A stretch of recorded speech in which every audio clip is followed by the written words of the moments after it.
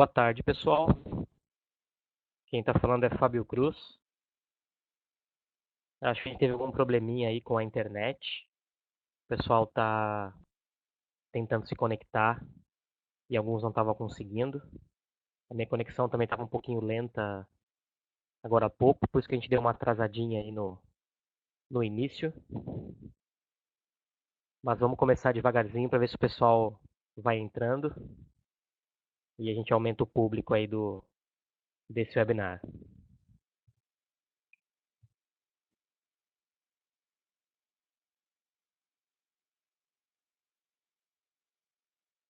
Quem já está conectado, tá me ouvindo bem, podiam sinalizar ali no chat para a gente começar.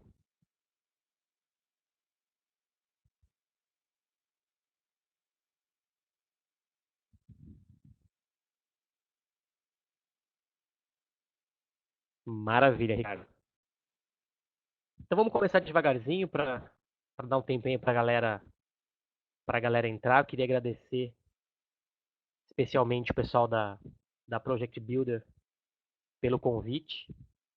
É um prazer, uma honra bem grande aí tá fazendo esse webinar online aí para todos os interessados em gerenciamento de projetos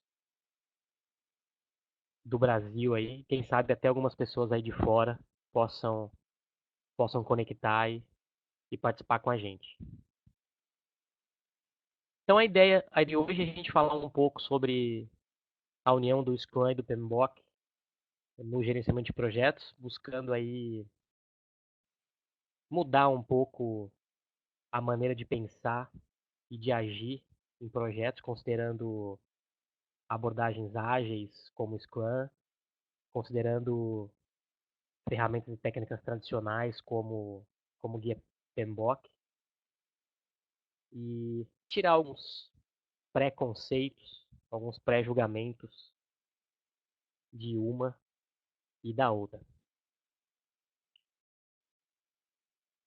De, de mim aqui bem rapidinho, para todo mundo aí saber da onde que eu venho, né? Como é que eu cheguei até aqui, por que que eu tô falando dessa união de duas abordagens que até pouco tempo eram consideradas antagônicas, quase inimigas aí por alguns, né? Ou concorrentes por outros.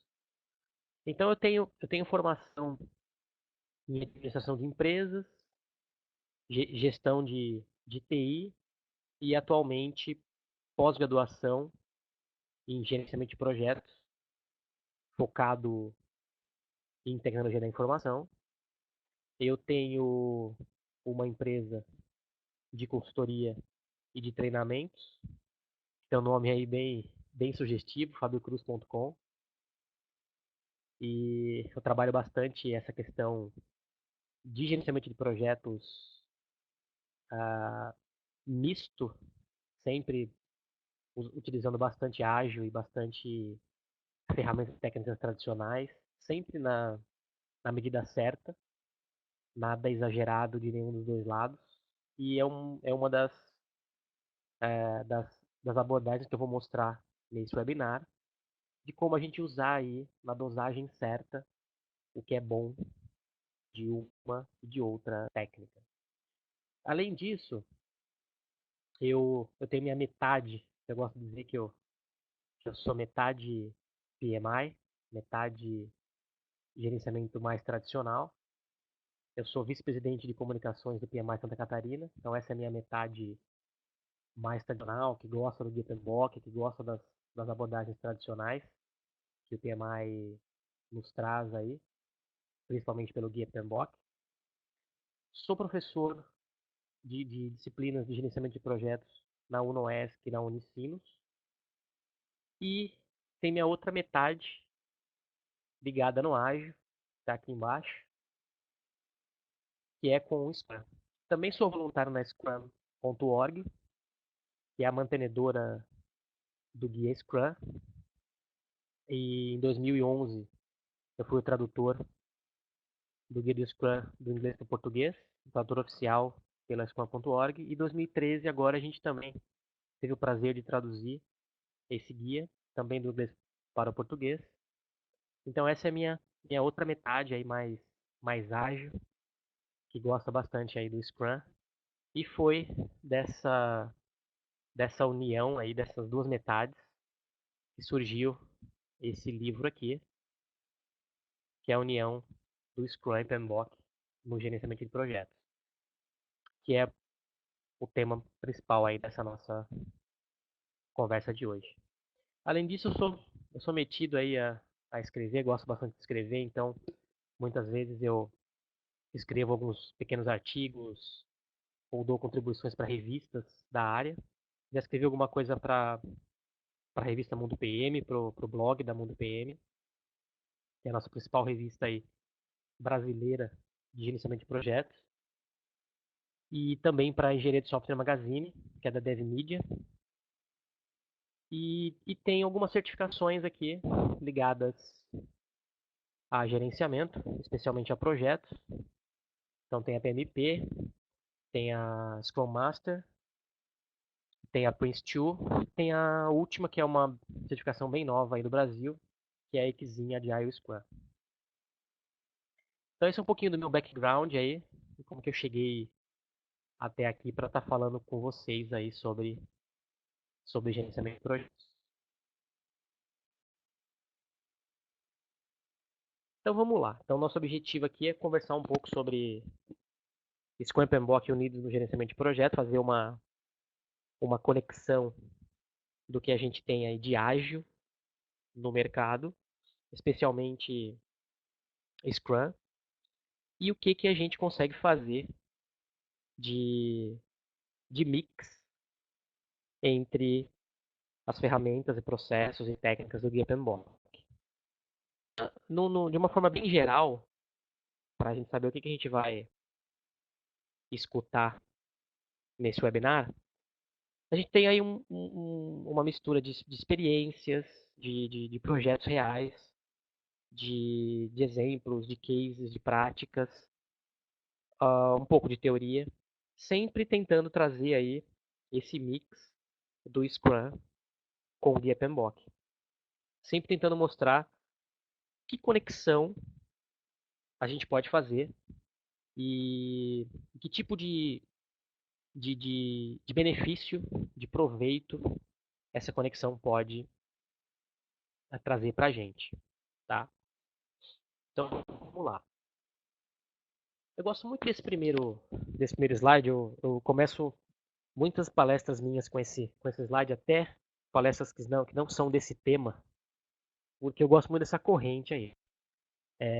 Para a gente tirar proveito de qualquer prática nova, de qualquer a, abordagem que a gente venha a utilizar, e principalmente provocar mudanças e tirar proveito dessas mudanças, a gente tem que tirar algumas amarras que tem na gente, né? A gente tem que quebrar algumas correntes internas que geram aí alguns preconceitos mesmo, algumas preocupações aí em torno de, pô, mas o que que é bom, o que que é ruim, isso funciona, isso não funciona, isso presta, isso não presta, e até que ponto eu consigo usar uma técnica, uma prática, e então eu gosto muito desse slide por isso, né, para a gente ter realmente esse pensamento na cabeça e, e não e não começar a olho novo ou não começar a estudar um assunto novo com ideias já formadas, principalmente com preconceitos já formados. A gente tem que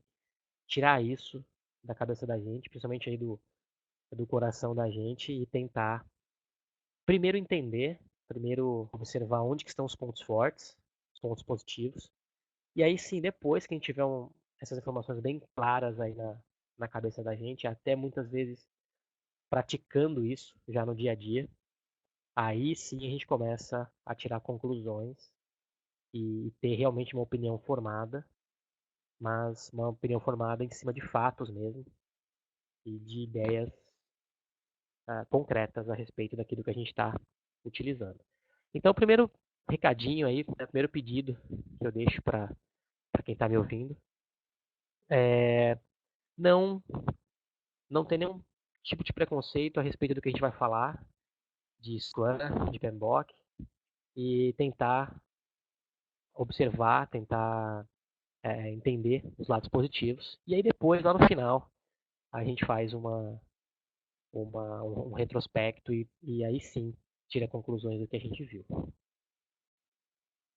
Então, para começar a, a romper essas correntes aí, a gente pode começar quebrando alguns mitos de ambos, tanto do PMBOK quanto do Scrum, para aí sim a gente começar a entender como aplicar essa união aí dos dois. Então, a primeira coisa que a gente pode observar, e a gente normalmente escuta por aí, a respeito do Guia PMBOK, por exemplo, é que ele é engessado, burocratizado, só funciona para grandes projetos. Isso, na verdade, são grandes mitos aí que muitos deles surgiram junto com o próprio Guia PMBOK e alguns são de entendimento é, originados por entendimento errado do Guia PMBOK. Então, por exemplo, quando a gente fala que o Guia PMBOK é engessado, é burocratizado, isso não é verdade, sabe por quê? Porque o Guia PMBOK ele não é uma metodologia, ele não traz passo a passo, processos e como exatamente aplicar as técnicas e ferramentas que ele apresenta. Ele traz muito o que a gente pode usar, ele traz uma gama de ferramentas, ele é uma caixa de ferramentas que a gente puxa as ferramentas quando a gente precisa usar e quando a gente quer usar. Então, quando a gente fala que o guia PMBOK é engessado, é pesado, é lento, é muito grande, isso na verdade é a metodologia que a gente está utilizando na empresa, a metodologia que foi instituída e que aí essa metodologia usa o guia PMBOK e deixa ele mais pesado e mais lento. Mas não ele. Eu tenho uma afirmação aí que para muitos é uma afirmação complicada, mas eu costumo dizer o seguinte: o guia PMBOK ele é ágil. O guia PMBOK é muito ágil, desde que eu saiba como tirar essa agilidade dele.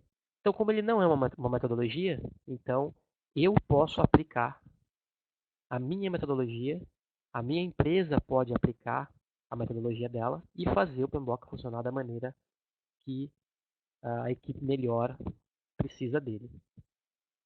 Há outras questões também que muitos aí ainda dizem que ele não tem mudanças, tudo é detalhado no início, tem uma documentação excessiva. Isso também é tudo originado na metodologia e nos processos que eu utilizo para rodar o PMBOK e não no próprio guia PMBOK. Ele não diz, por exemplo, que a gente deve ter documentos de 100 páginas e que a gente deve usar documento X, Y, Z, caso de uso, diagrama de sequência, especificação funcional, especificação técnica, plantas, diagramas ou histórias, por exemplo. Ele não diz isso, ele diz que nós precisamos ter uma documentação para trabalhar. E quem monta a documentação e quem diz exatamente que documentação vai utilizar é, mais uma vez, a metodologia e os processos que a gente tem. Então, esse mais lento aí que eu deixei destacado é bem relativo e, na verdade, ele é mais influenciado pela metodologia que a gente aplica do que pelo próprio guia PMBOK. Ao mesmo tempo, a gente tem alguns mitos aí do Scrum que também acabam gerando uma repercussão negativa aí para quem está querendo começar a usar Scrum, está querendo aprender o Scrum. Por exemplo, só utilizado para projetos de TI. Isso é um mito grande pelo seguinte: se a gente pegar o guia do Scrum e dar uma lida nele, em nenhum momento o guia do Scrum fala de TI, fala de projetos de TI. Ele fala de desenvolvimento de produtos complexos e que pode ser qualquer tipo.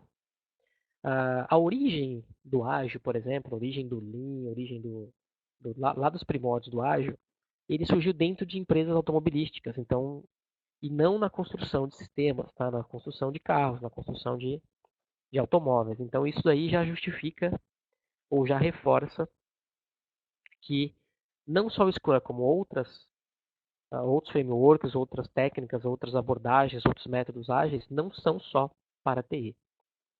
A gente pode aplicar bastante aí em vários outros tipos de produto. Outros dizem que é tudo uma bagunça, né? A gente vai falar um pouco sobre alguns quadros aí do Scrum de gestão à vista que mostram pra gente que não tem bagunça nenhuma, na verdade. Até porque a forma com que a gente gerencia as coisas no Scrum, a forma com que a gente deixa as coisas à mostra no Scrum, não permitem bagunça, ou pelo menos elas provocam com que as pessoas não sejam desorganizadas, não sejam bagunçadas, porque isso vai ficar à vista para todo mundo.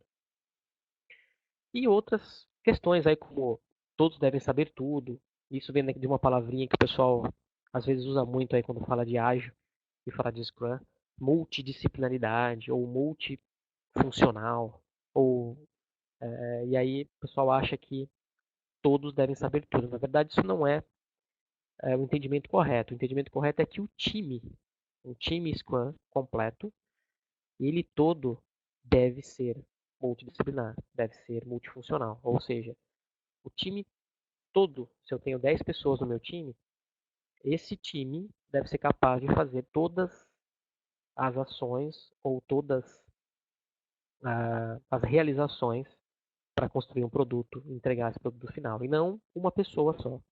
Uma pessoa só não consegue saber tudo.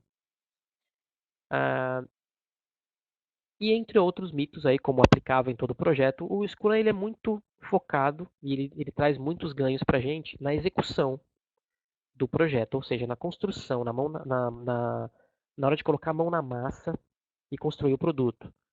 Então a gente vai ver ao longo desse webinar aonde exatamente o Scrum tem força e onde exatamente ele ataca. Outro ponto que o pessoal às vezes comenta muito por aí é que o Scrum não tem documentação. Opa, então eu vou para o ágil e eu começo a trabalhar com ágil e eu não faço mais documentação.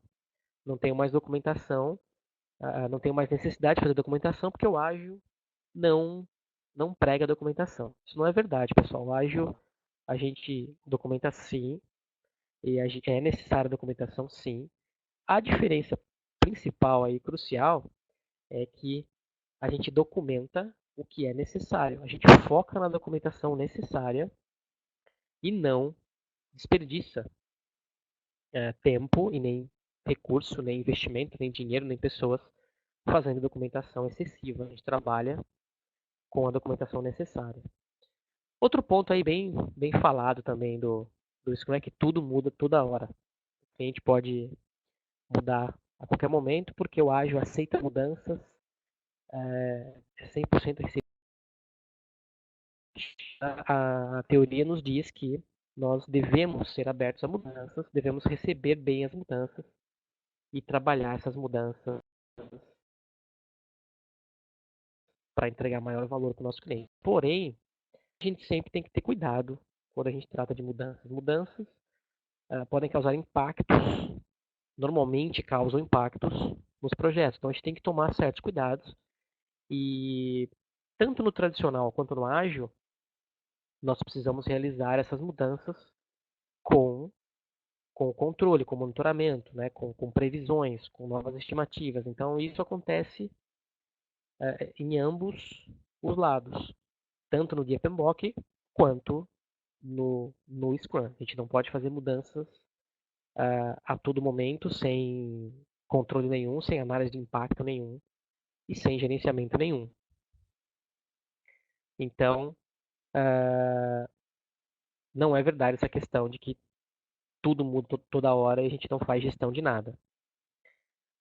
E por fim ali, a gente tem uma, um destaque ali que é o mais rápido, né? Então o pessoal às vezes acha que, opa, eu vou começar a trabalhar com Ágil, com Scrum, e tudo vai ser mais rápido. Então ontem eu usava Ágil, eu usava tradicional, eu usava PMBOK, enfim, e hoje eu uso Scrum e vou ser mais rápido. A gente tem que ter uma certa calma porque não é bem assim que as coisas funcionam. O pessoal aí que está entrando agora, fica tranquilo que a gente deu uma atrasada no início, tá? Porque a gente viu que o pessoal não estava conectando. Então, só para vocês ficarem tranquilos, eu estou praticamente no segundo slide e estava fazendo uma velocidade lenta aqui para vocês conectarem, para não perderem muita coisa, tá? Então a gente está bem no início, fiquem tranquilos aí. Podem acompanhar que não perderam muita coisa não. Então vamos lá. Essa questão do mais rápido é interessante porque o pessoal acha que o ágil é simplesmente mais rápido por ser mais rápido. Não é bem assim também. A gente consegue ser mais rápido, a gente consegue ter ganhos, mas não é simplesmente um estalar de dedos e a gente se torna mais rápido. Ao longo do webinar eu vou dar alguns exemplos para a gente entender melhor aí o que é esse ser ágil. Apesar que o pessoal tá entrando bastante gente agora, então eu vou contar a historinha do prédio em chamas para a gente contextualizar o que é ágil. Não sei quem já conhece essa história, eu gosto muito dela, que é assim. A gente está aí no 10º andar de um prédio e, e o prédio começa a pegar fogo e a gente não sabe o que fazer e, pum, pula pela janela. Opa, eu vou chegar rapidinho lá embaixo, né? Vou chegar rapidinho, vou fugir rapidinho do fogo e vou chegar lá embaixo bem rápido. Porém, normalmente, né? Num caso desse aí, eu vou chegar morto, né? Pulei pela janela de um 10º andar e chegou lá embaixo rápido, porém morto. Então eu não fui eficiente aí. Eu joguei o maior valor que eu tinha, que era a minha vida, e eu joguei fora. Então, é um caso que eu não sou ágil. Em nenhum momento fui ágil numa atuação dessa. Como que eu seria ágil para fugir de um incêndio como esse exemplo do prédio em chamas aí no 10º andar? Eu tenho que procurar uma saída de emergência, eu tenho que procurar sinalização para saber para onde eu vou, eu tenho que parar, me organizar, me auto-organizar, planejar minha saída, sem sair correndo para todos os lados, sem me perder nos corredores e, e saber exatamente o que eu tenho que fazer para sair dali, para sair com vida dessa situação. Porque um, um dos principais aí, princípios aí do ágil é entregar valor.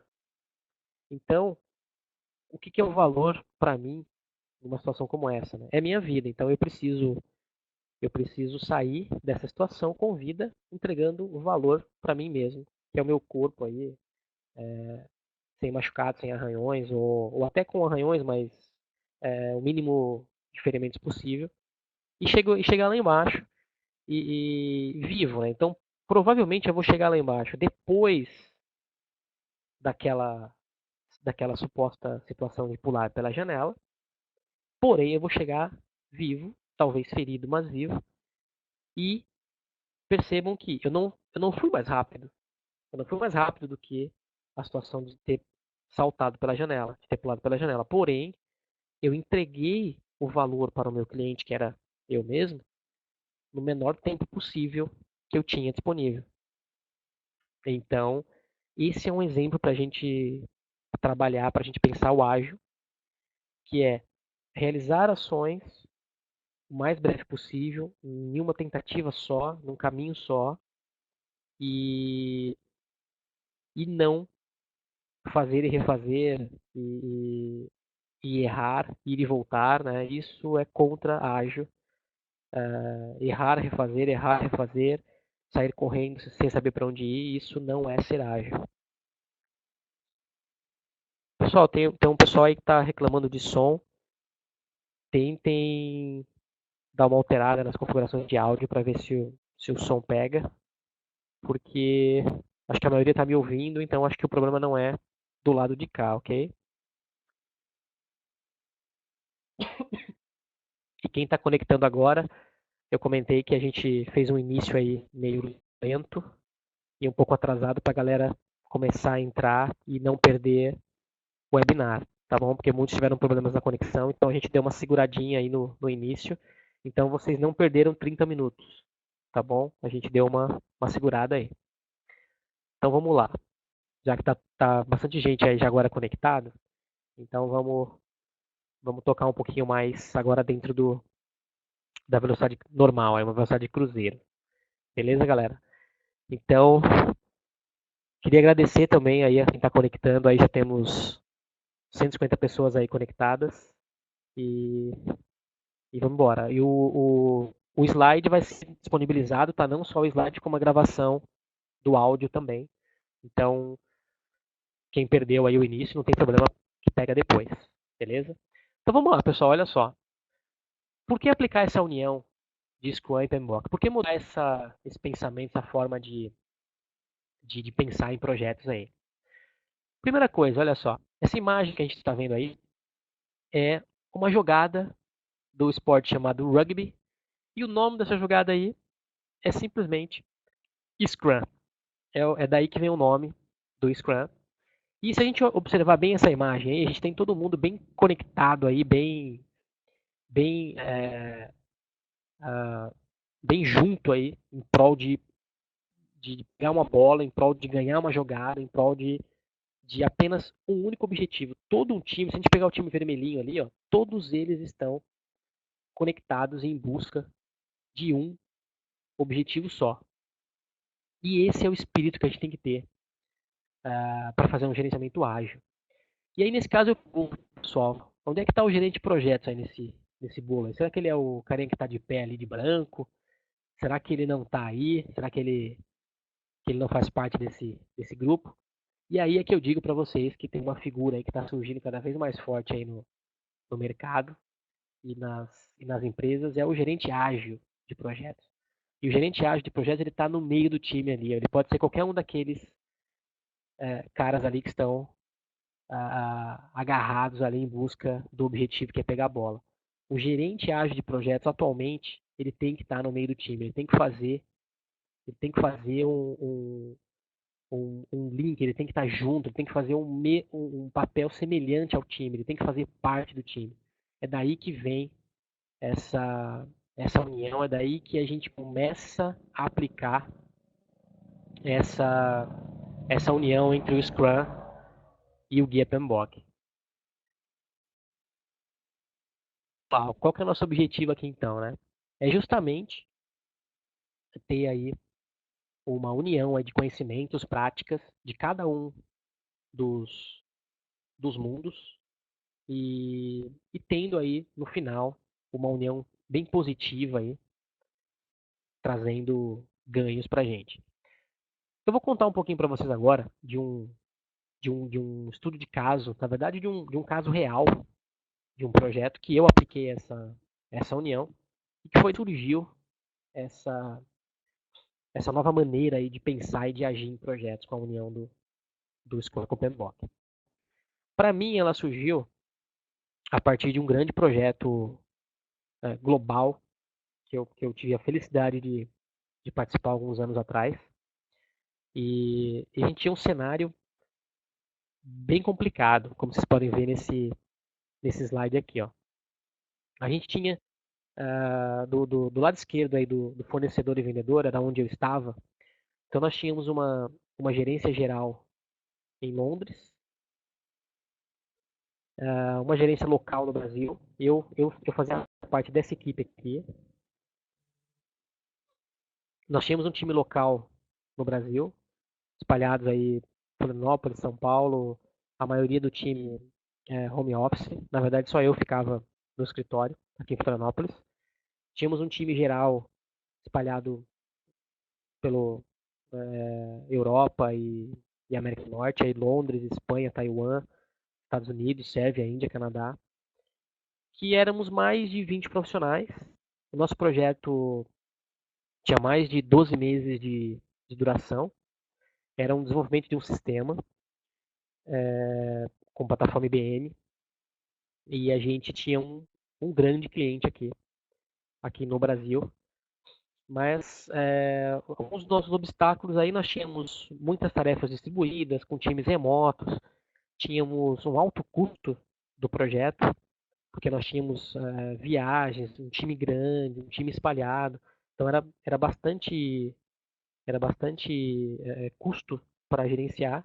Tínhamos algumas dificuldades, alguns conflitos aí com o idioma, com fuso horário, com diferenças culturais.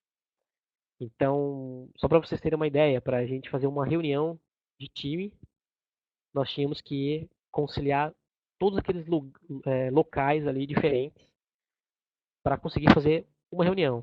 Então, nós tínhamos fuso horários diferentes, em alguns momentos ali culturas e religiões diferentes que a gente tinha que tomar cuidado com certos horários para não impactar aí na vida pessoal das pessoas que estavam envolvidas com o projeto.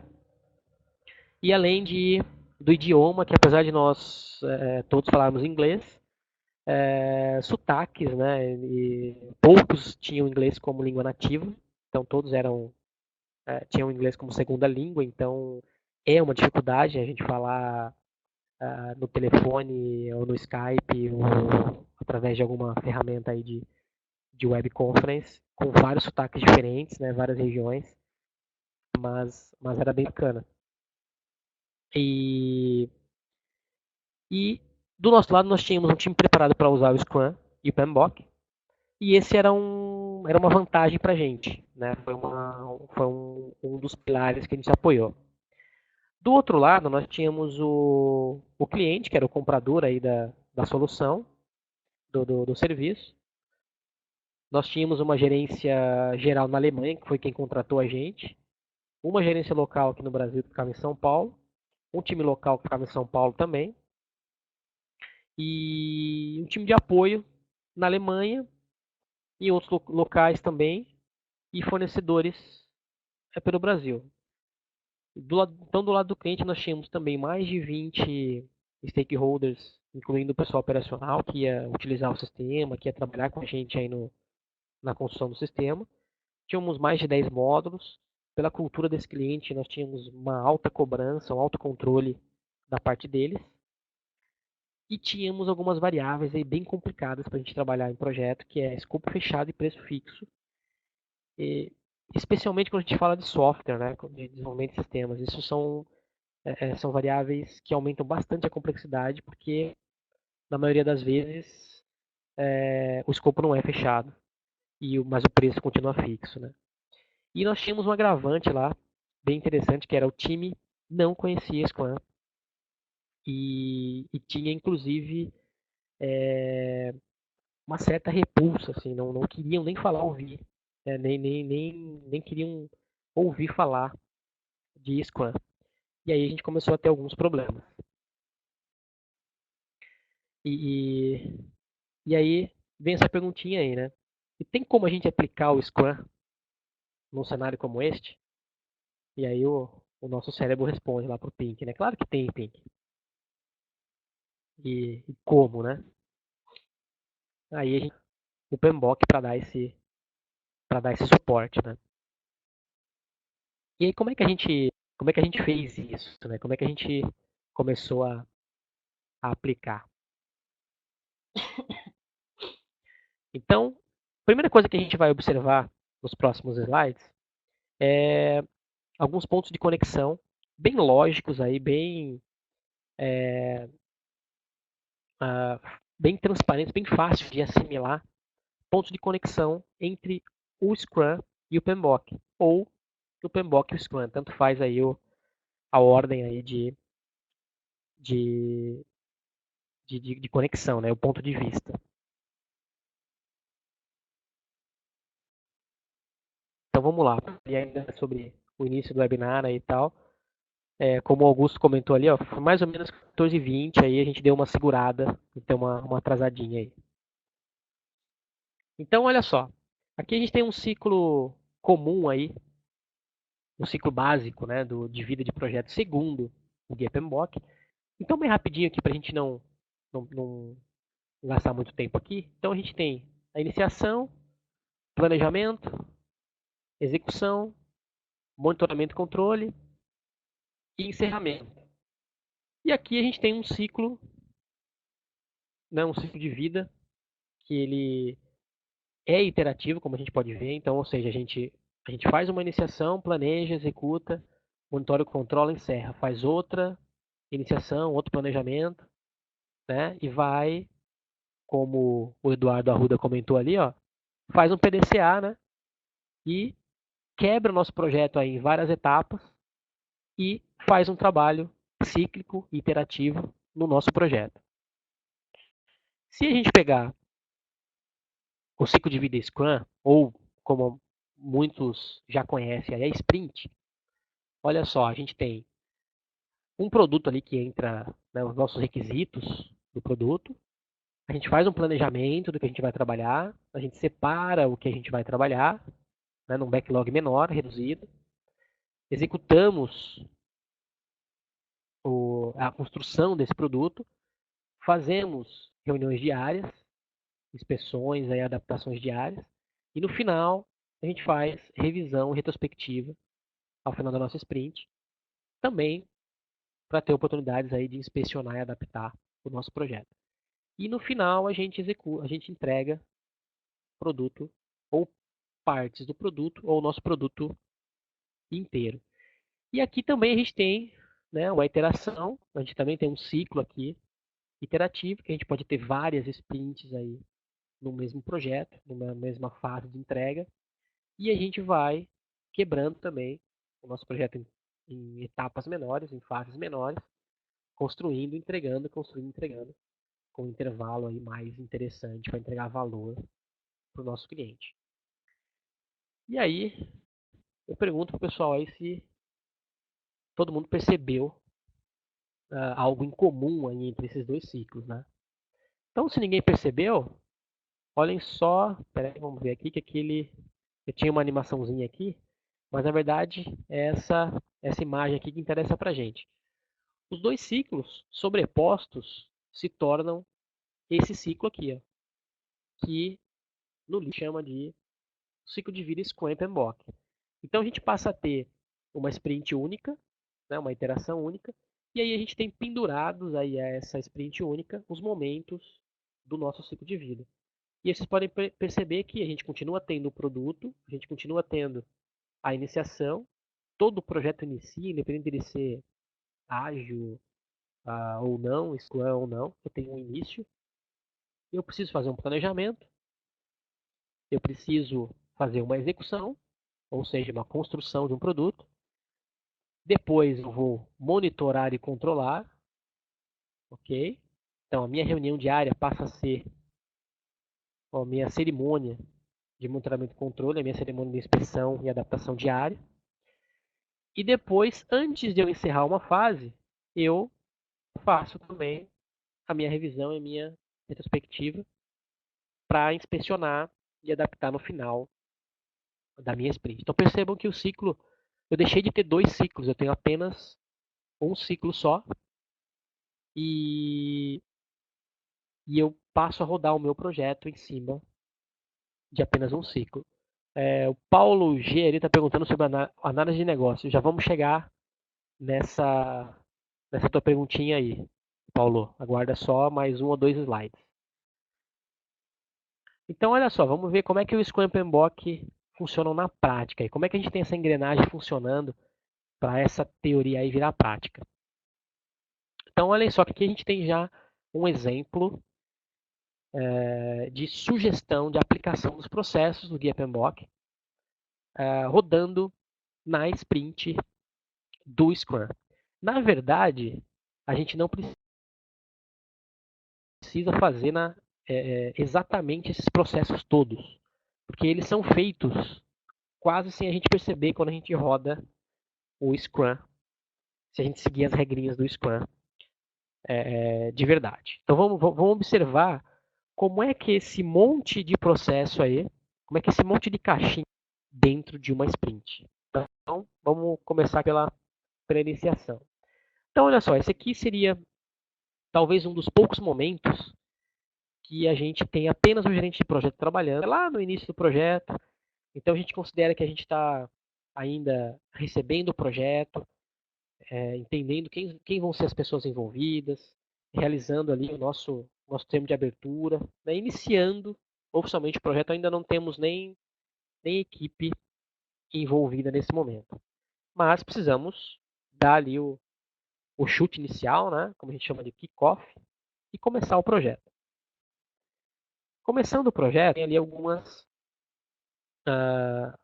etapa de planejamento bem inicial, que é onde o gerente, junto com as pessoas que já estão tomando ciência do projeto, dão os primeiros passos ligados com um planejamento bem macro do que vai acontecer ao longo do projeto, fazendo alguns planos, se forem necessários, como alguns planos que eu coloquei ali como exemplo, plano de projeto, comunicação, risco, e disparando contratações e compras ou aquisições, né, como a gente chama aí no, no, no Gepenbock.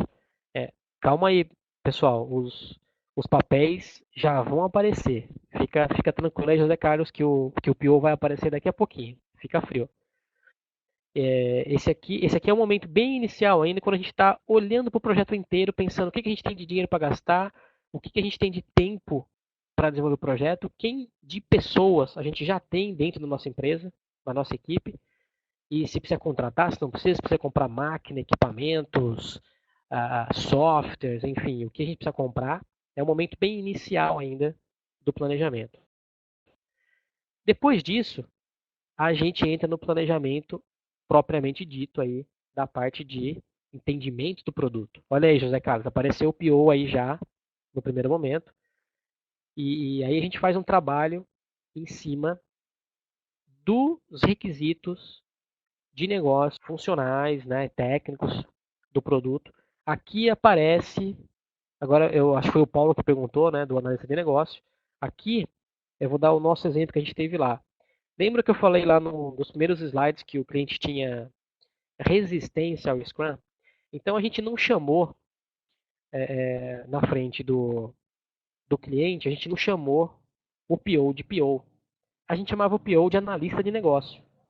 Porque aí para o cliente não tinha uma, uma resistência e ele conseguiu trabalhar muito bem com o analista de negócio. Porém, o analista de negócio para nós era o nosso PO e que basicamente, olha só, ele começou a fazer os trabalhos ali de coleta de requisitos, definição de escopo, estimativa de recursos, a contribuição, né, de definição de time de projeto que a gente precisava, estimativa de custos, orçamento, enfim.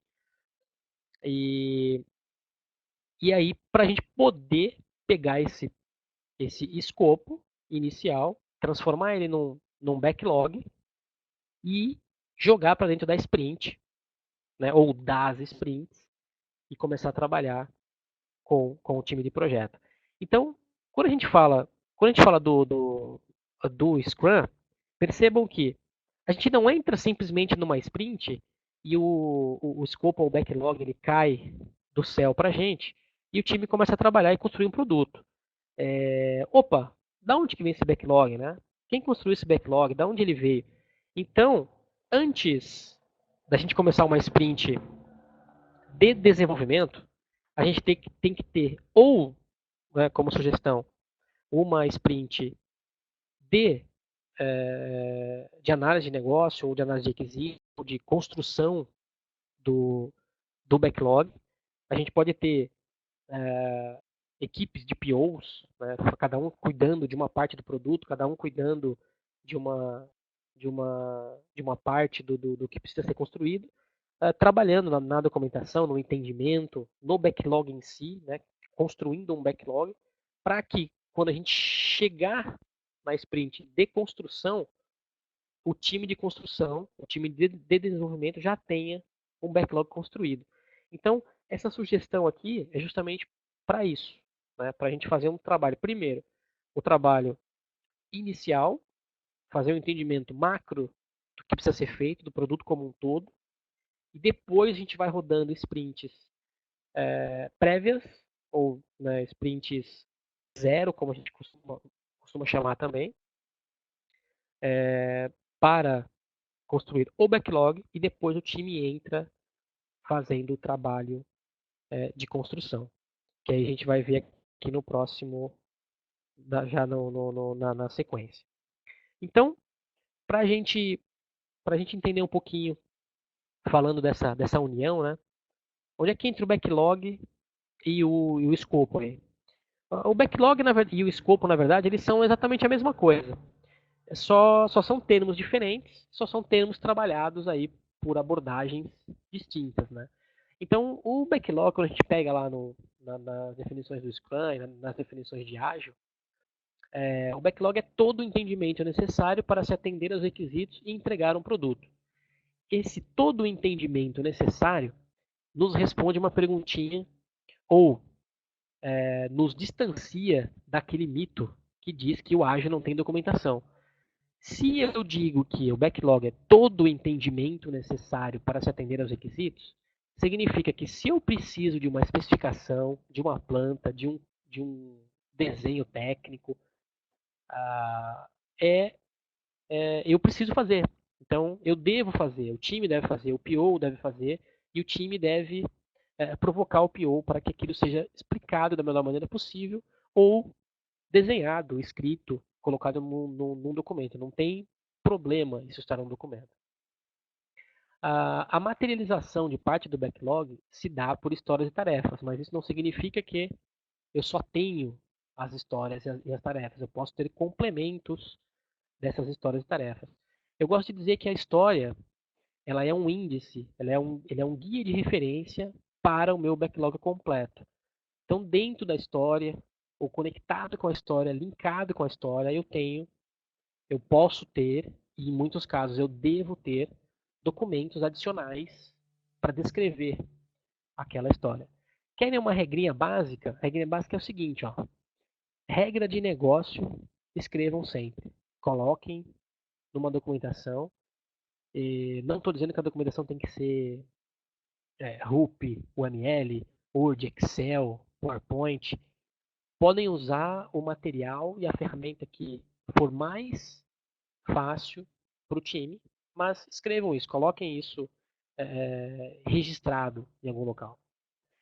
E aí do lado do escopo aqui a gente tem exatamente a mesma coisa, né? Então, quando a gente trabalha lá nos itens do Gitbox, que o Gitbox sugere como coletar requisitos, definir escopo, criar IAP, tudo isso é instrumento, é ferramenta para criar um backlog. Então tudo isso eu tô fazendo ações para criar um backlog, tá? Então olha só aqui, aqui a gente está sem animação, né? Porque o formato da apresentação não traz animação para gente.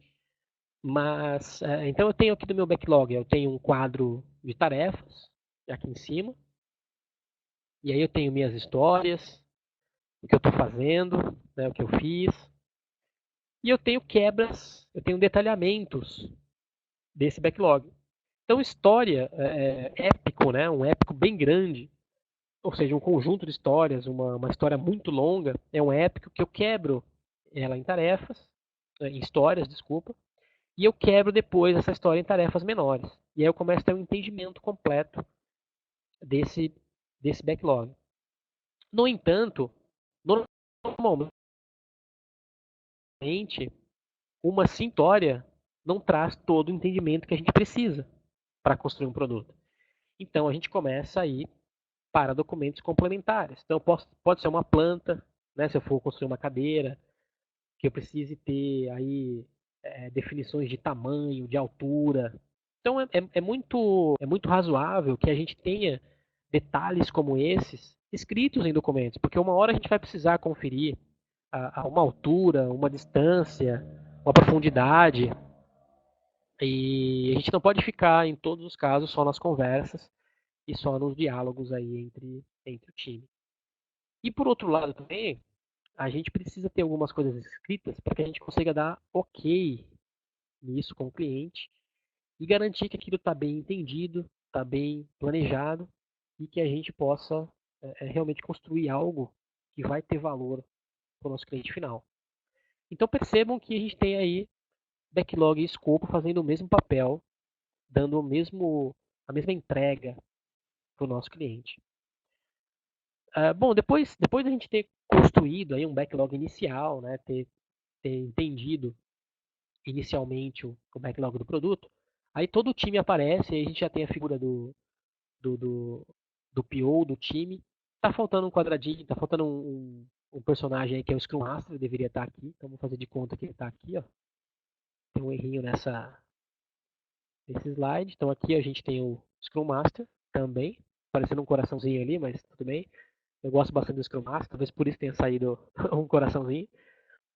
E aí a gente começa a fazer o planejamento da sprint. Aí eu tenho todo o time envolvido, e inclusive o GP, fazendo um planejamento agora mais detalhado do que vai acontecer nessa sprint.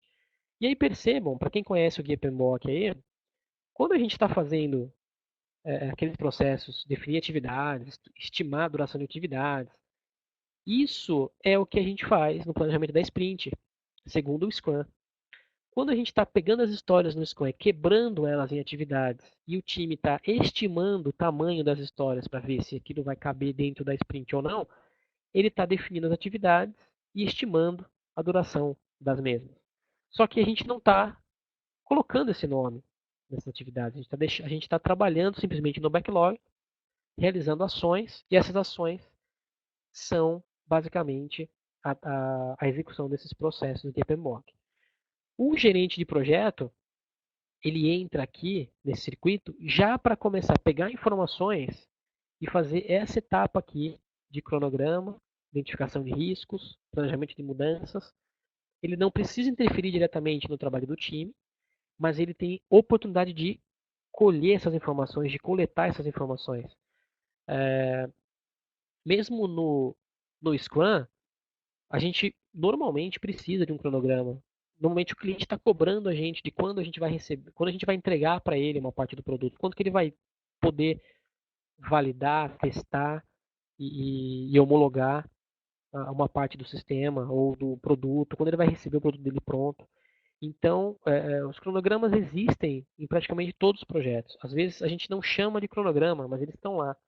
Quando a gente define uma, uma data de entrega, quando a gente determina junto com o cliente que nós vamos entregar pacotes ao final do mês, ao final de 40 dias, 50 dias, a gente está determinando um cronograma com o nosso cliente, tá? Ah, não entendi a pergunta do José Carlos ali, o que o PO faz então? O PO faz tudo o que ele deveria fazer, João Carlos. No início ele faz todo o levantamento de backlog, detalha o backlog, e aqui no planejamento ele apresenta todo o backlog para o time. O PO faz o trabalho de negócio, de backlog, de requisitos. Ok? Ele continua fazendo assim como o Scrum determina. Então, aqui, para o time planejar, o time tem todo o entendimento recebido pelo PO. Em contrapartida, o time trabalha nas estimativas e no entendimento do backlog que o PO tá passando. O GP cuida da formalização e de documentos específicos requeridos pelo cliente, como cronogramas, como riscos, como qualidade, mas sempre apoiado pelo time e pelo PO. Tá? Respondendo a pergunta ali do Ileópolis, acho que é isso, priorização sempre do PO. GP prioriza só em tradicional extremo, tá? No ágil continua sendo do PO. Na verdade, até no tradicional extremo, a gente vai ter a figura do analista de negócio, a gente vai ter a figura de quem está tratando com o cliente, e a priorização ela tem que vir independente da abordagem que eu tô usando. Quem define prioridade é o cliente, né? E não deve ser o GP e não deve ser o time. Então, quem representa o cliente para a gente é o PO, né? Então, é o PO que determina a priorização. Bom, só fazendo um paralelo então bem rápido aqui da sprint com o cronograma, quando a gente diz então que a nossa sprint tem de 2 a 4 semanas, que a gente vai ter um time box fechado ali dentro, ou seja, eu tenho um tempo para uma parte do meu produto. Então isso, de uma certa maneira, nos dá informação para montarmos o cronograma, porque eu já estou dizendo que se a minha sprint vai durar 4 semanas e dentro daquela sprint eu vou construir tal parte do meu produto, então eu já estou no mínimo, visualizando o conceito de cronograma. Quando a gente fala em cronograma, pessoal, muitas vezes o pessoal acha que cronograma é project, né? É aquele documento, é aquele ponto. Agora até me esqueci o PJ, esqueci agora a extensão do arquivo do project, mas não é aquilo que é um cronograma, né? O project é uma ferramenta que nos proporciona montar um cronograma naquele formato, que nos fornece um Gantt. Isso, Carla, brigadão, o MPP. Então, ela fornece para a gente ferramentas ali dentro, a gente monta gráficos gigantes, a gente monta dependências, recursos, faz escalabilidade, faz, enfim, várias, várias técnicas ali dentro. Mas um cronograma não é isso. Né? Um cronograma não é um project. O, o, o, o cronograma, na verdade, ele é uma determinação de prazos, de entregas e de coisas que a gente vai cumprir, de etapas que a gente vai cumprir. Então, se eu monto um backlog da minha sprint, eu digo que ao final daquela sprint, que se ela é uma sprint, ela tem uma data fim, então aquele dia que ela termina, eu vou entregar aquele bloco aquele pedaço de produto que é um backlog. Então aquele backlog é o meu conjunto de entregas que vão ser finalizadas no final da minha sprint. Então eu tenho um cronograma aí. Eu posso não chamar de cronograma, mas eu tenho. E a partir do momento que eu divulgo isso para o meu cliente, eu, eu tenho um compromisso assumido com ele e vou ter que buscar atender aquele compromisso com ele. Tá? Vamos lá, olha só. Esse aqui é um exemplo bem rapidinho aí de como que o cronograma funcionaria na, numa abordagem ágil, aí, usando o Scrum. Então a gente tem um cronograma aqui, onde a gestão do projeto acontece durante todo o projeto, não importa o nível e se é part-time, full-time, isso vai depender muito do tamanho do projeto, do tamanho da equipe, do tamanho dos monitoramentos e controles tradicionais que o cliente precisa, tá? Podem ser muitos, como podem ser poucos.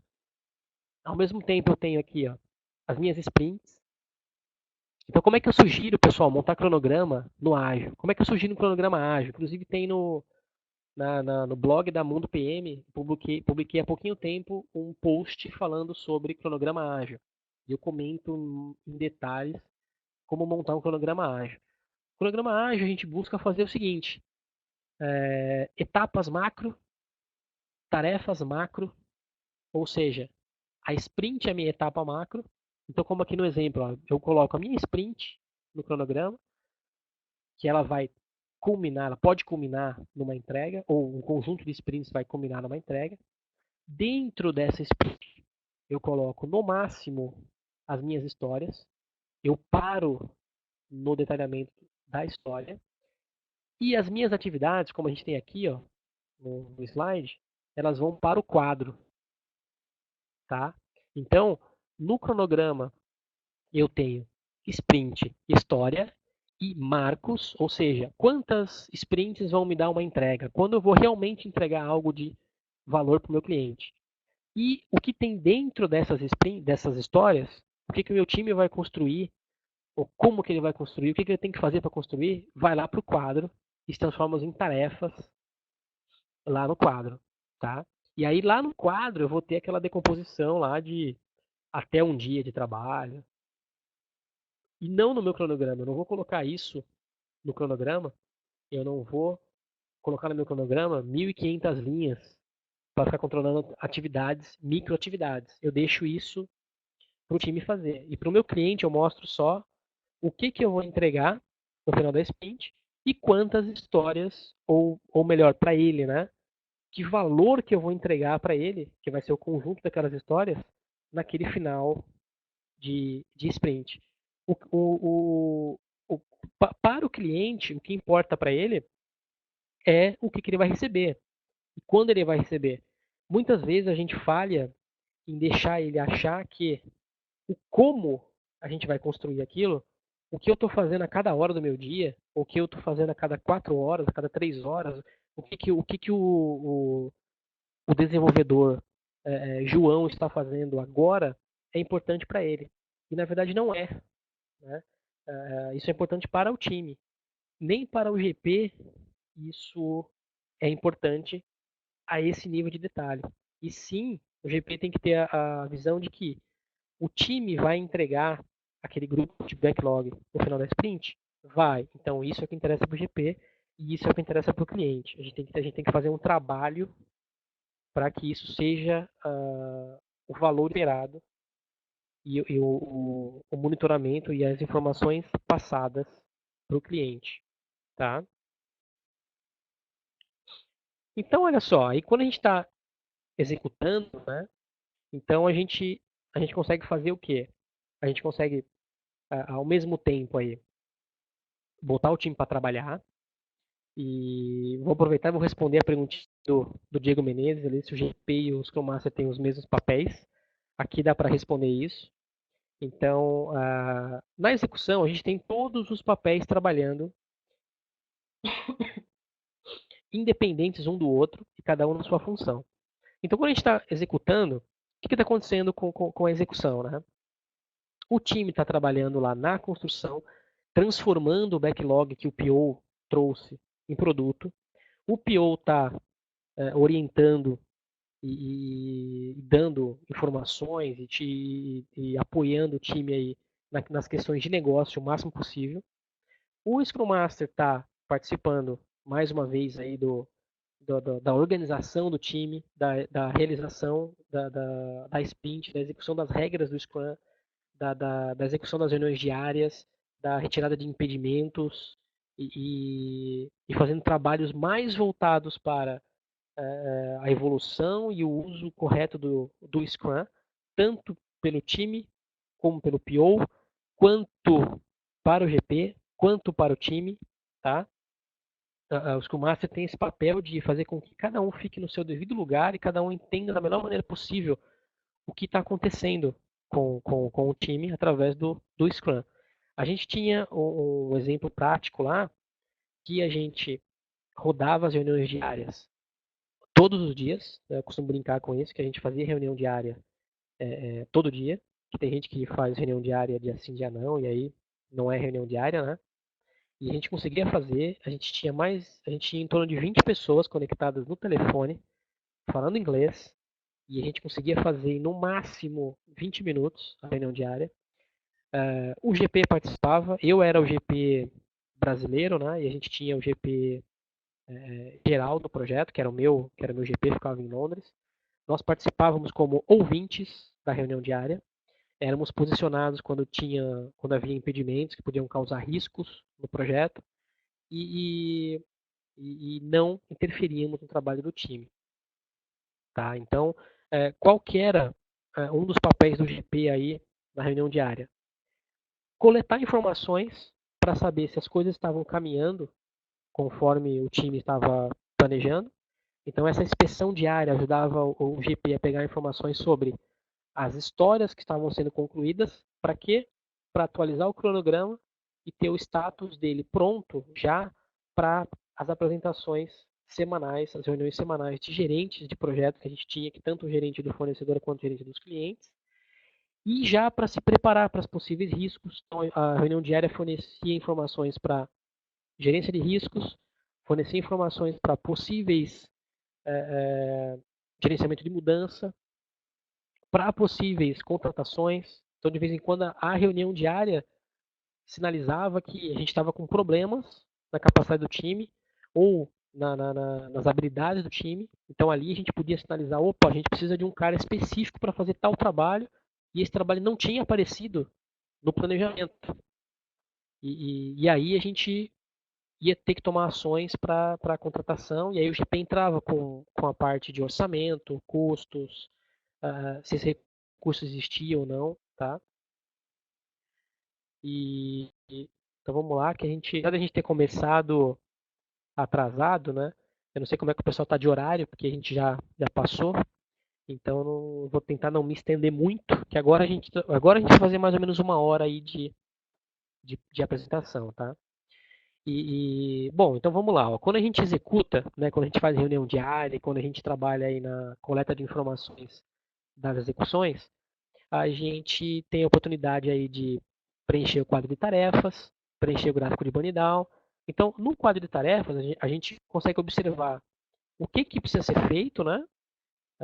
O que já está planejado para fazer, o que o pessoal está fazendo no exato momento ali daquele dia, daquela sprint, e o que já acabou, que o pessoal já terminou, né? Isso aqui a gente tem uma ideia do que está acontecendo com o nosso projeto no momento ali real, né? No momento online, no tempo real. E o gráfico de Bonidal já dá uma visão para a gente de estimado versus realizado. O que a gente planejou fazer e o que a gente está realmente fazendo. O que a gente está conseguindo entregar, a gente está atrasado ou a gente está adiantado. Né? Como é que está o ritmo aí de entrega do nosso projeto. E tudo isso, pessoal, o time trabalha, então, PO, Scrum Master e time, né? O time Scrum trabalha nas tarefas do dia a dia, preenchem quadro de tarefa, preenchem Bonidal. O pessoal está comentando ali de sistemas, de Jira. Tem vários sistemas que permitem o trabalho em quadro de tarefas e gráfico de Bonidal. São alternativas para quem não quer usar a parede ou para quem não pode usar a parede. Nesse exemplo aqui que a gente trabalhou nesse projeto internacional, a gente não conseguia usar a parede, porque afinal muitos estavam home office, muitos estavam em países diferentes, então a gente não conseguia usar a parede física. Então a gente usava sistema assim, para a gente poder manter todos visualizando o mesmo quadro de tarefas, o mesmo gráfico de Bonidal, e isso é bem bacana também. A dica que eu sempre dou é, pode usar a parede? Usa a parede, que é mais legal, é mais dinâmico, é mais rápido. Precisa usar sistema? Usa sistema, vai trazer os mesmos ganhos. E tem vários sistemas por aí, tá? Sistemas gratuitos, pagos, enfim, tem bastante coisa para usar. Dica de post de risco, que aí o gerente de projeto tinha a oportunidade de colher as informações ali do trabalho do pessoal e montar gerenciamento de riscos também no quadro de tarefas. Então, esse aí é um exemplo que a gente pode fazer gestão de risco. Colocar num post-it qual é o risco, né, uma descrição básica aqui do risco, qual é o responsável pelo risco, opa, sumiu meu lapisinho aqui, responsável pelo risco, qual a probabilidade do risco acontecer e qual o impacto do risco acontecer. A gente pode trabalhar com setinhas assim, ó, significando alto, médio aqui, ó, do ladinho, né, apontando para a direita ou esquerda, médio, e para baixo como um impacto ou probabilidade baixa. Ou a gente pode trabalhar com um número também, de 1 a 5, por exemplo, de 1 a 3, tá? E aqui a gente consegue deixar o risco visível para todo mundo, mais uma oportunidade de fazer gestão à vista, tá? E fazer um controle diferenciado aí dos riscos. E aí a gente começa a entrar lá no, na reunião de revisão, aí chegando aí no final já da nossa sprint, né? Aonde a gente mantém mais uma vez ali as definições do Scrum. Então é uma oportunidade para o time apresentar para o PO o que foi feito, o que está pronto. E o GP entra onde ali? Fazendo também colhendo informações para saber se as coisas correram bem, para ele saber o que ele vai realmente entregar para o cliente e muitas vezes aí faturar o projeto, se vai acontecer mudanças no projeto devido a atrasos, devido a coisas não entregues. Então, percebam que o time Scrum continua trabalhando ali na execução, continua trabalhando no mão na massa, na operação, no trabalho. Então, o PO está preocupado se as entregas foram feitas, se o valor vai ser entregue. O time está preocupado em entregar o valor que ele havia combinado. O Scrum Master está preocupado se a gente está cumprindo as regras do Scrum, se a gente tem impedimentos, se o pessoal entendeu o que tinha para fazer, se está todo mundo tirando proveito do Scrum. E o GP está onde? Olhando se, opa, eu estou gastando o dinheiro que eu deveria gastar, o meu time está focado no consumo dos recursos, sejam eles financeiros, equipamentos, máquinas, da maneira que ele tinha que consumir. Né? Então, cada um com uma visão diferente, porém com o mesmo objetivo, né? Atender o cliente, fazer uma entrega de valor para o cliente. Eu gosto muito dessa imagem aí, ó, que traz para a gente aí a importância da reunião de revisão. Muitos acham que a reunião de revisão não é importante e bastam os testes lá que o pessoal faz, testes técnicos, validação técnica. É muito importante, galera, porque é como eu trago nessa imagem aí. Ó. O que é mais importante para o cliente? A Ferrari ou o Fusca? Depende, né? Para exemplo, o Fusca tem mais valor. Aí o pessoal vai dar risada aí, né? Galera, eu não tenho dinheiro nem para botar gasolina na Ferrari. Muito menos pagar seguro. Se furar um pneu, se quebrar uma roda, eu tô perdido. Tem que vender meu apartamento para trocar o pneu da Ferrari. Então, ela não tem valor para mim, porque eu não vou conseguir usar ela, né? Eu não vou conseguir tirar o proveito da Ferrari. Agora, do Fusca, eu já consigo manter, já consigo, até consigo mexer no motor. Eu que sou quase um leigo em mecânica, consigo mexer no motorzinho do Fusca ali, que né, tem uma bobininha, e um motorzinho ali bem simplesinho. Então, a ideia do valor aí de entrega, a ideia do que é importante, é do cliente, é para o cliente, e não o que a gente acha que é importante, o que a gente acha que é valor. Muitas vezes a gente comete aí scope creep, a gente comete gold plating, achando que não, eu vou entregar uma Ferrari para o meu cliente, ele vai amar, ele vai ficar maravilhado, ele vai achar que eu sou o melhor fornecedor do mundo. E chega lá a Ferrari para ele e fala assim, meu, você tá louco, né? Eu não consigo manter essa Ferrari. Essa Ferrari não era o que eu te pedi.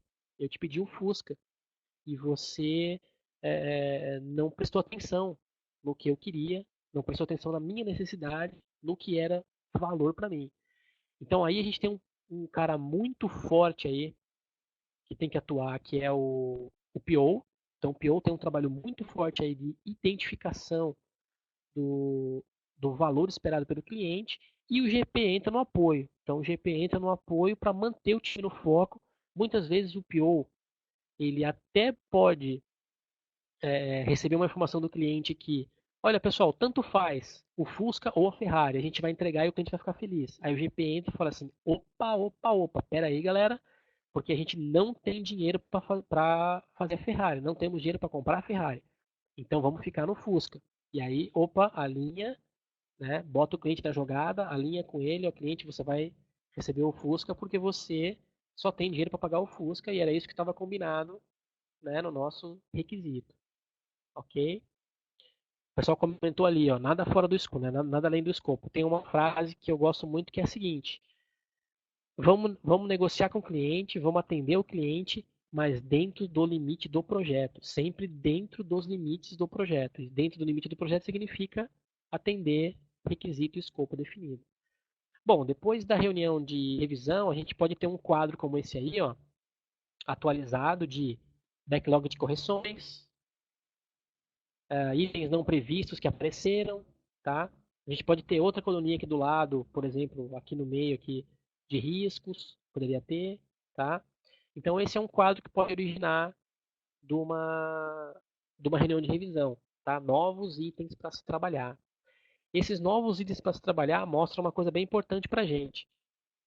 Se o planejamento está bom ou ruim. Se eu tenho muito item para corrigir ou muito item não previsto, eu posso ter problema de planejamento, tá? Então vamos melhorar isso daí. E aí a gente entra na reunião de retrospectiva justamente para tentar melhorar o que não deu certo, né? O que não funcionou muito bem aí na nossa sprint. Então, na retrospectiva, a gente vai olhar aspectos aí de relacionamento, de processos, de técnicas, né? E para observar o que, que não deu certo e como é que a gente melhora aí para o futuro. Para a gente fazer isso, a gente pode usar o painel de maturidade organizacional, onde a gente destaca itens a melhorar, itens melhorados, e trabalha esses itens, trabalha ações aí para que a próxima sprint seja melhor do que a sprint passada, né? E, e por fim aí, olha só, quando a gente termina uma sprint, quando a gente passa por todas essas oportunidades de colher informação, conversar com o time, conversar com o cliente, conversar PO com o time, time com Master com PO, PO com GP, GP com todo mundo, a gente tem um monte de informações e à mão. A gente não precisa ficar correndo atrás, não precisa ficar parando pessoal técnico e pessoal de negócio, como PO, como Scrum Master, para fornecer informação. As informações já estão todas disponíveis. Então a gente tem, mais uma vez aqui, o time, por exemplo, aqui desse lado, né? Taskboard e Bunny Down, comunicando todo mundo, monitorando a si mesmo. E o GP está aqui, ó, tá pegando informações do lado de cá, colhendo informações do que o time está produzindo e jogando para documentos gerenciais que muitos clientes e muitas direções de empresa, gerências de empresa, presidências de empresa pedem documentos formais de status report, alocação de time, orçamento versus realizado, enfim, diversos documentos aí que a gente sempre precisa estar passando e comunicando a saúde do nosso projeto, a saúde da nossa área, a saúde da nossa empresa, tá? Então vamos lá, o que a gente tem aqui para o final. Então aí no final a gente encerra uma fase, aí a gente pode ter um encerramento de fase realmente, que a gente passa por algumas etapas de encerramento de fase, entrega de parte do produto, não entregamos e não finalizamos o projeto como um todo, né? A gente pode ter esse tipo de entrega parcial e a gente vai ter pelo menos uma vez aí o encerramento final realmente do projeto e aí fazendo ações aí mais de repasse de tecnologia, manuais de utilização, encerramento de contratos, encerramento de aquisições, várias etapas aí burocráticas que em muitos projetos acontecem e são necessárias, tá? Então, para a gente entrar aí na parte final, esse é uma sugestão aí de, de, de, de painel de controle, que eu chamo, que é onde a gente tem a sugestão de quando fazer cada etapa, usando como base uma sprint, né, como a gente comentou ao longo desse webinar. Então a gente tem a sprint aqui no meio, a gente tem a, os processos, as etapas de realização do nosso projeto ao longo da sprint, penduradas na sprint, e a gente tem as sugestões de realmente de execução de processos e controles e monitoramento e controle durante o projeto inteiro, tá? Então é bem bacana esse painel de controle para a gente poder saber quando fazer e o que fazer em cada momento do nosso projeto. Esse painel de controle, eu uso ele no workshop, que tem o mesmo nome desse webinar, né, que é Scrum PMBOK Unidos no Gerenciamento de Projeto, aplica realmente o preenchimento desse painel de controle e aprende a usar aí na prática essa união. Tá? Posso combinar com o pessoal da Project Builder aí para fornecer uma cópia PDF desse painel de controle, não tem problema. O pessoal pode imprimir aí nas gráficas perto de casa, perto do trabalho, custa, se eu não me engano, R$ 7 uma impressão preto e branco e acho que R$ 15 a impressão colorida. Tá? Colou na parede e, e vai ser mais feliz. Então, olha só, né? Quais são os ganhos aí final dessa abordagem de união, né? Do lado do cliente, a gente teve mais transparência, mais credibilidade, possibilitou controles de custo, consumo de recursos, aquisições, contratações, controles macros aí de cronograma, previsibilidade de trabalho e controle de mudança. A gente teve várias alterações de orçamento no projeto devido a mudanças e como a gente controlou bem, o GP fez um trabalho bem legal junto com o time aí de controle e gerenciamento de mudanças, a gente teve mudanças significativas aprovadas no projeto devido a esse controle de mudanças. E o time estava trabalhando normalmente na entrega de valor, né, como a gente vê ali do lado do time Scrum. O time trabalhava focado aí na execução do projeto, seguindo as regras do Scrum, com foco máximo aí no desenvolvimento, no foco da entrega de valor para o cliente. Ele não ficou preocupado, por exemplo, com esse gerenciamento de mudança. Né? Então eu tinha o time trabalhando na construção do produto e eu tinha o GP preocupado aí com o gerenciamento de mudanças, por exemplo. Tá?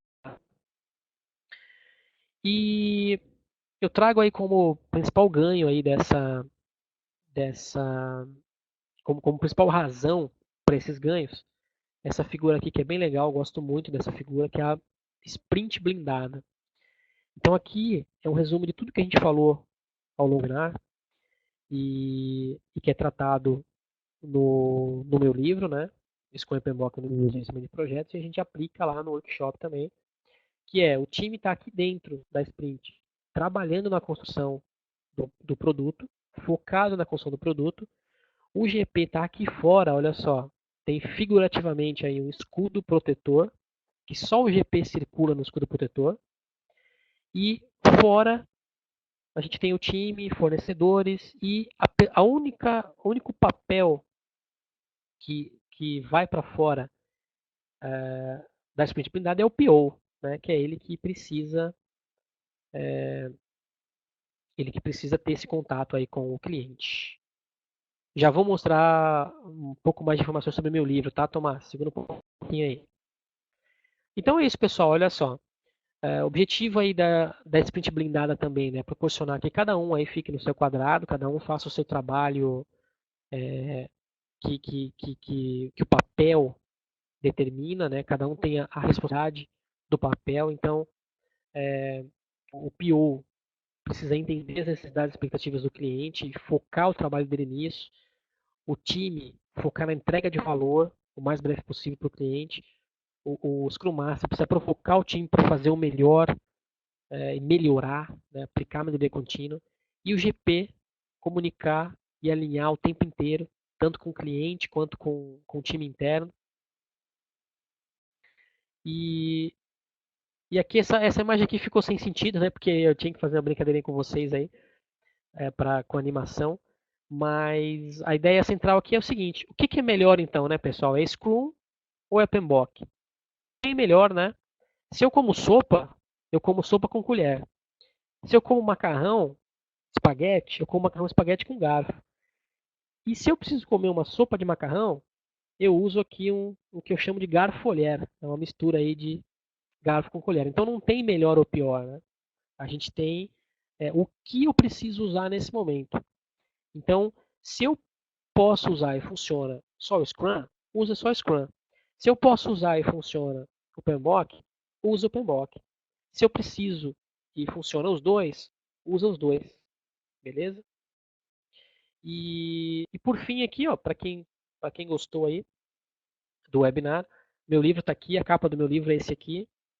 Então é uma publicação aí da editora Brasport, www.brasport.com.br. Tem também nas livrarias aí mais famosas do Brasil, Siciliano, Saraiva, Submarino, Amazon e outras menores também tem. Então o título é esse aí que vocês podem ver, Scrum e PMBOK unidos no gerenciamento de projetos. A gente trata todos esses detalhes que a gente falou ao longo do webinar, o livro traz em detalhes. O livro consegue trazer para todo mundo como utilizar todos os processos do PMBOK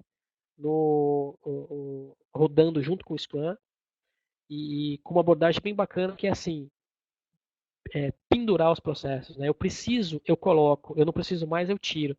Não é uma coisa travada, não é obrigatório usar todos os processos, você pode usar quais processos forem necessários, com a diferença que o livro sugere os momentos de utilizar cada processo e permite que a gente faça uma análise de quando utilizar e de quais utilizar. Tem a versão e-book também, tá, Eduardo? Então tem as duas versões disponíveis.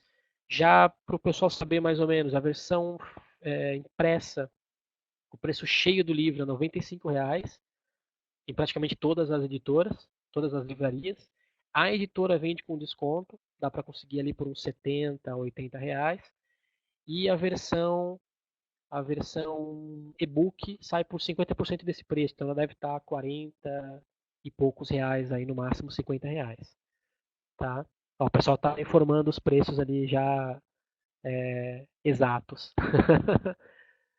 Então é isso, pessoal. Além disso, também tem meu blog. Então, quem quiser visitar aí, www.fabiocruz.com.br. Alguém perguntou aí sobre cursos, né? Tem alguns cursos bacanas online, tá? Então, mas aí é mais voltados para Scrum.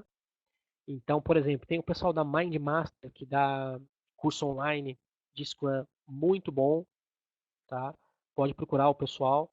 É, tem o Denis lá, o Denis Pedro, um cara fantástico, um instrutor fantástico, que tem muito curso online de Scrum lá para fornecer. E eu tenho workshops e treinamentos presenciais, não tenho nada online por enquanto.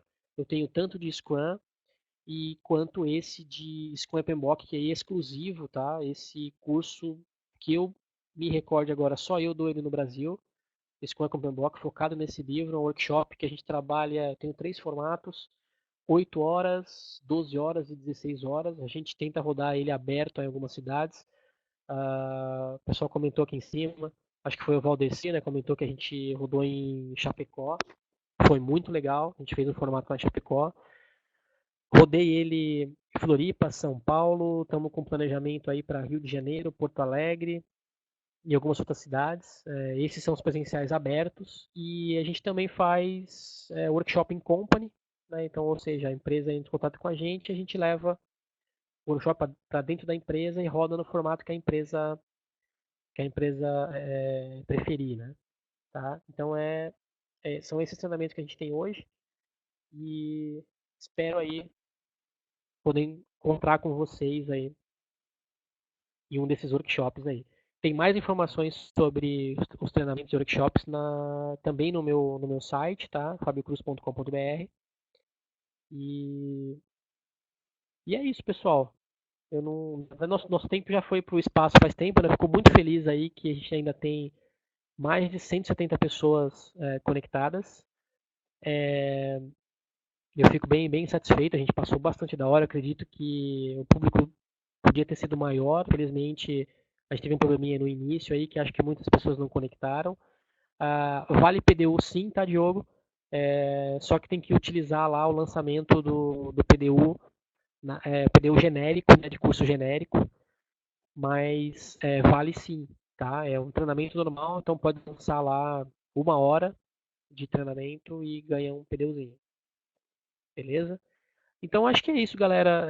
Muito obrigado a todos. Eu não sei se o pessoal da Project Builder vai comentar alguma coisa, mas eu deixo aqui meu agradecimento a todos os presentes. Mais uma vez agradeço a Project Builder pelo convite e espero ter passado aí para vocês a mensagem que eu queria. E muito obrigado a todos e até uma próxima. Com certeza o pessoal da Project Builder vai disponibilizar aí a apresentação na íntegra, né, tanto gravação de áudio quanto os slides, tá?